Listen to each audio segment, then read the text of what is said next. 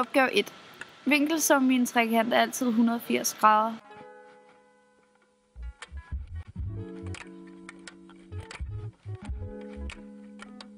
Fordi en firkant altid har 90 grader i hver vinkel, og de 4 til sammen bliver 360 grader. Hvis man dividerer 360 med 2, får man 180.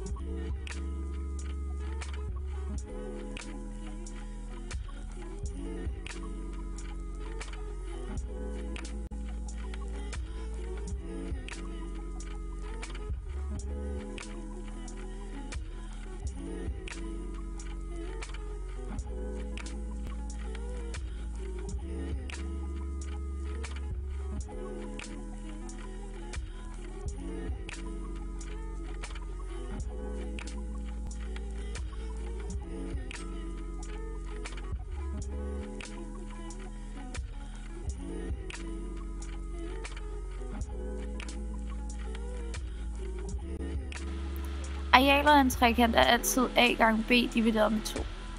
En trekant er ensvinklet, når dens vinkler er parvis ens. Resten bliver forklaret i opgave 2 og 3.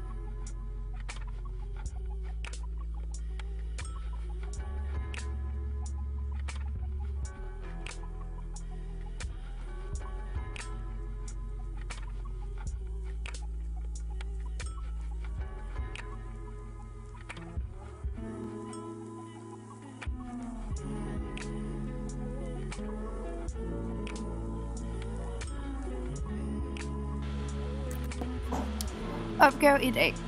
Ved at tage de to ens sider på trekanterne og dividere med hinanden, får vi forholdet. Fordi vi skal finde de resterende sidelængder på den lille trekant, skal vi dividere den store trekant med forholdet. Altså starter vi med at sige 15 divideret med 10 er lige med 1,5. Så ved vi, hvad forholdet er, så tager vi og siger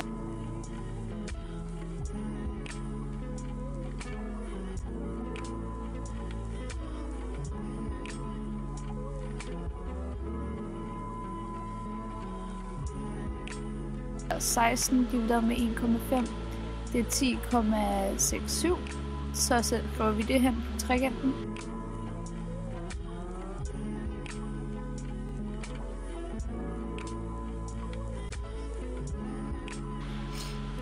Så tager vi 11 og dividerer med 1,5, og så får vi, hvad sidelængden er der.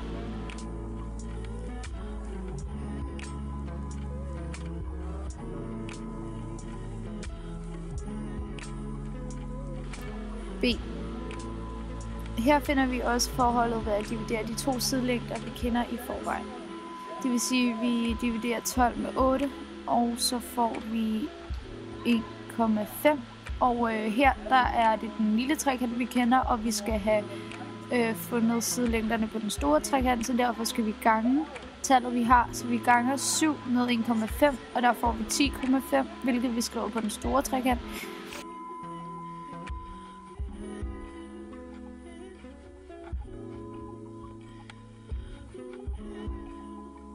Efter det siger vi 10 gange 1,5, så får vi 15, og det skriver vi også på den store trekant i den sidste sidelængde.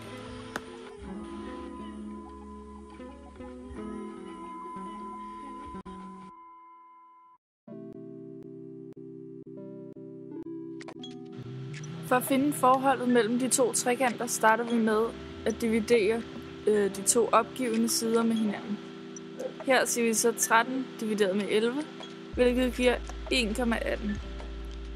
Det er altså forholdet, som vi bruger til at regne de resterende sider i trekanten ud.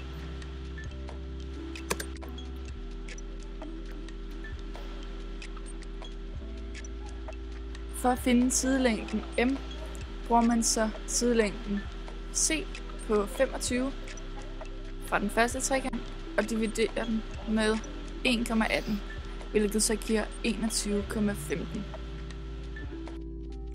For så at finde sidelængden L, tager man sidelængden B fra den første trekant og dividerer så de 18 med 1,18, hvilket giver 15,23.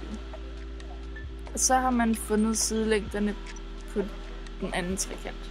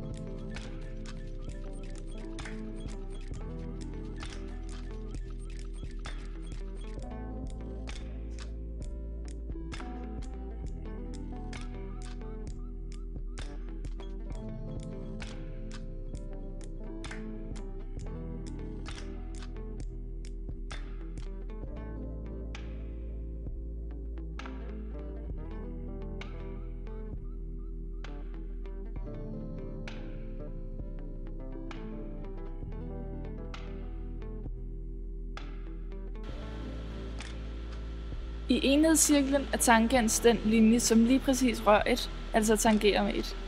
Linjerne inde i cirklen hedder altid enten cosinus eller sinus, mens den udenfor, som lige tangerer med cirklen, hedder tangens.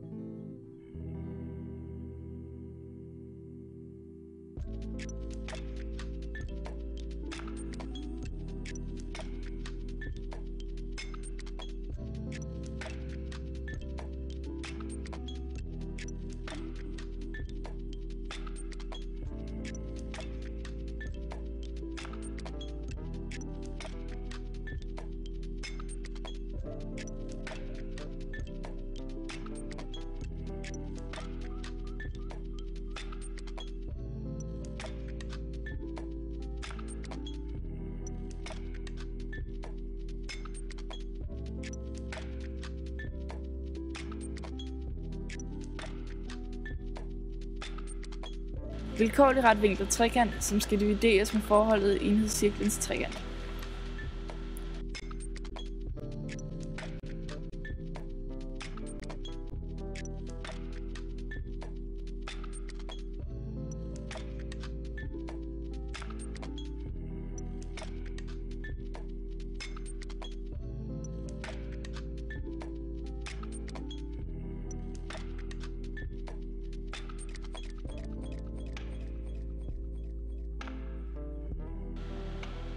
V står for vilkårlig vinkel og siger, kig ud fra denne vinkel.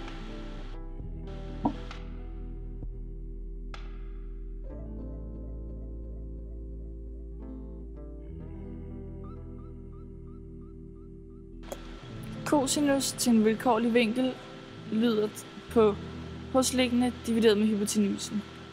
Hypotenusen defineres altid først, og de andre to findes ved hjælp af den vilkårlige vinkel.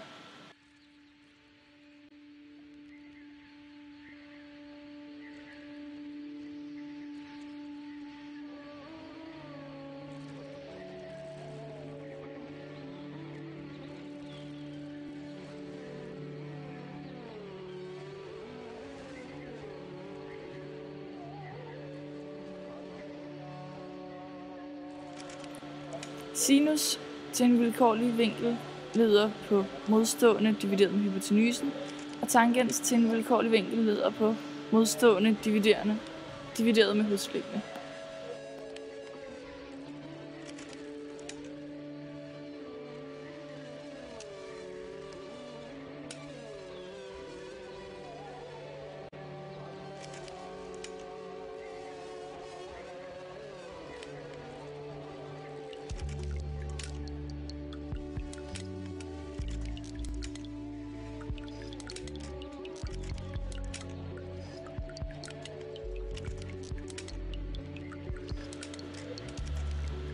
Og for at putte det på et eksempel, kan vi sige, at vi har trekanten PQR, hvor P er lige med 90 grader, lille p er 10 cm, R er 35 grader, Q